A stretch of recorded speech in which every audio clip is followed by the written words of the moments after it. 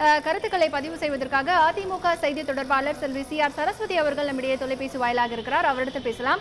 வணக்கம் செல்வி CR சரஸ்வதி. இப்போ MP Sasikala புஷ்பாவினுடைய வழக்கறிஞர் மற்றும் அவருடைய கணவர் அதிமுக தொண்டர்களால் தாக்கப்பட்டு மருத்துவமனையில் அனுமதிக்கப்பட்டிருக்காங்க. இன்னும் அங்க பதட்டமான சூழல் நிலவுகிறது.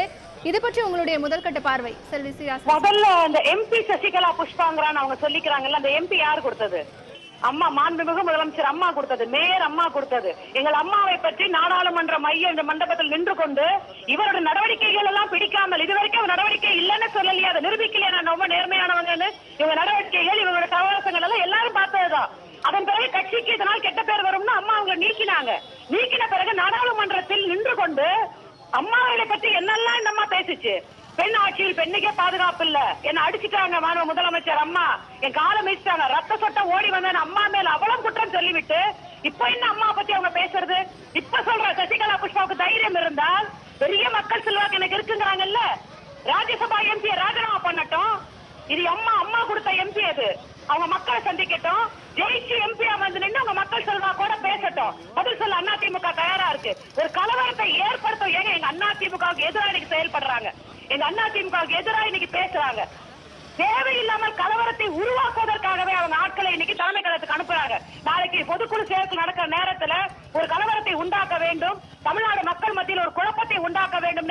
ஒரு தைரியமான ஒரு பெண்மணியாக இருந்தால் MP பதவியை ராஜினாமா செய்ய சொல்லுங்க, மக்களை சந்திச்சு பதவி வாங்க சொல்லுங்க.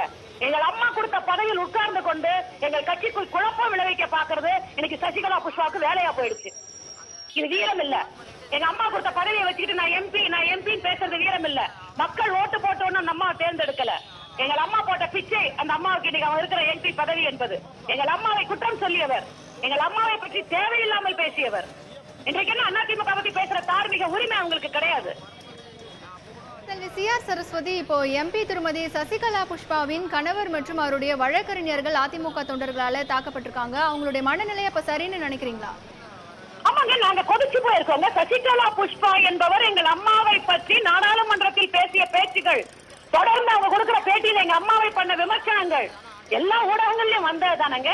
ஒவ்வொரு பேட்டியிலும் மாண்புமிகு முதலமைச்சர் எங்கள் அம்மாவை பற்றி என்னவெல்லாம் அந்த அம்மா பேசுச்சு, எவ்வளவு விமர்சனம் பண்ணுச்சு. இன்னைக்கு என்ன எங்க அம்மா மேல அந்த அம்மாவுக்கு பெரிய பாசம் பொங்கி வழியுது. எவ்வளவு மோசமான விமர்சனங்கள். யாரு போட்ட பிச்சை இந்த வாழ்க்கைங்கிற நினைப்பு இல்லாமல், விசுவாசம் இல்லாமல், நன்றி இல்லாமல் எங்கள் அம்மாவை பற்றி அவர் பேசிய பேச்சு எங்க தொண்டர்கள் மனதில் ஆடி வேற பாஞ்சிருக்கு. அவங்க எதுக்கு எங்க கட்சி ஆபீஸ்க்கு வரணும்? அவங்களுக்கு எங்க கட்சி ஆபீஸ்க்கு என்ன சம்பந்தம்? வர வேண்டிய அவசியமே இல்ல.